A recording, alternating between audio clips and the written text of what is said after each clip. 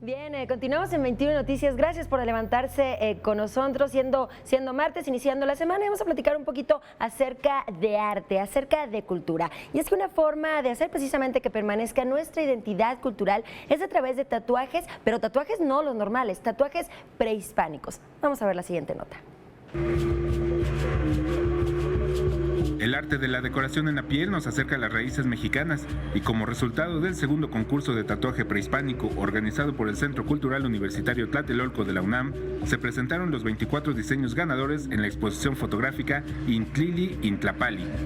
La muestra busca explorar cómo y por qué la sociedad contemporánea se apropia de antiguos valores para reinterpretarlos y ejecutarlos mediante la creación de tatuajes.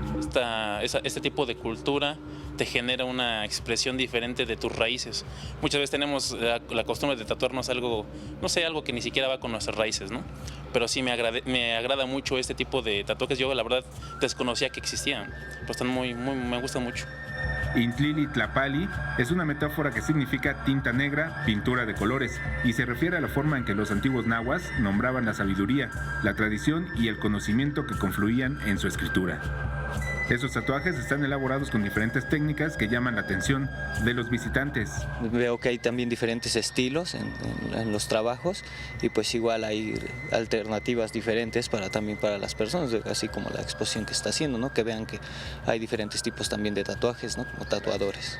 Cada una de las 24 fotografías es acompañada de una creación literaria que aborda el significado iconográfico de los tatuajes. El conjunto ha sido organizado de acuerdo con dos categorías, original y libre interpretación.